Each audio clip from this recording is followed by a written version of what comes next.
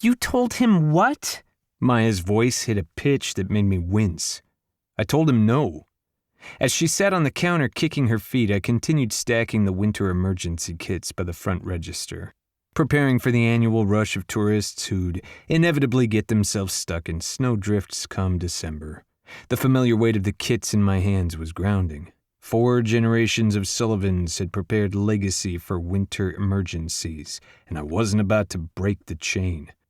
Back up.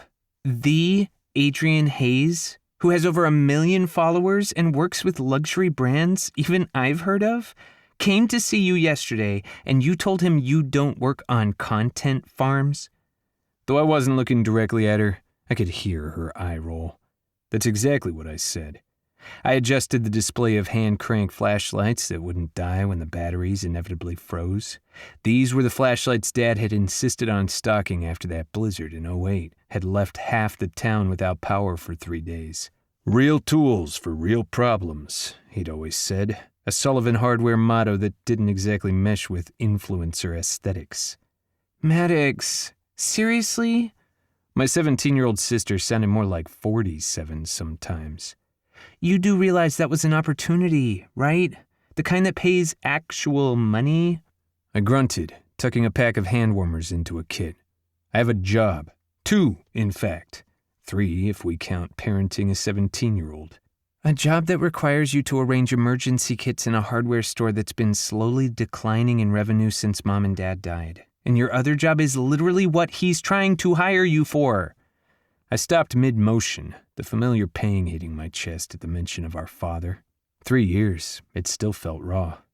Helping run the family business isn't something I need to apologize for, and my photography schedule is already packed with family portraits and Santa stuff. You know that. I ran my hand along the worn edge of the counter, the same counter where Dad had taught me to count change, where Mom had set up her Christmas cookie station every December, where I'd developed my first roll of film in the back room because I couldn't afford proper equipment. This wasn't just a failing business. It was the physical embodiment of our family history. Your photography could have a much bigger audience if you didn't have the marketing instincts of a particularly antisocial brick, Maya replied.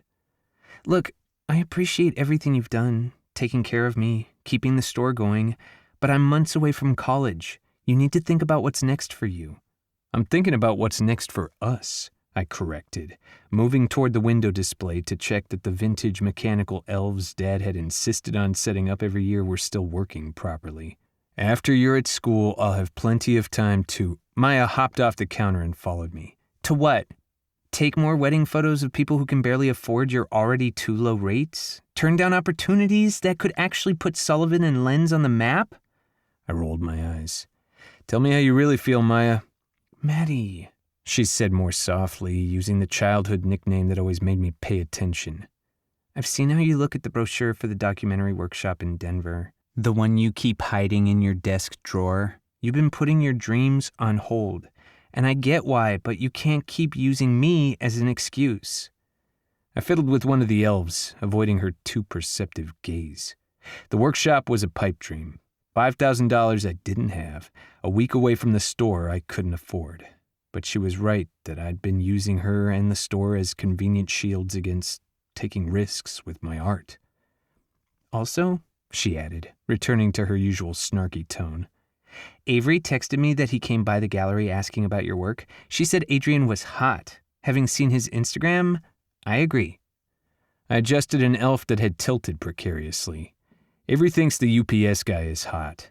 I didn't mention that Avery was still under the influence of pregnancy and postpartum hormones, or that she only pointed out hot men to tease her wife. The UPS guy is hot. Stop avoiding the question. She pressed between me and the window display, forcing me to meet her eyes. Was Adrian Hayes cute or not?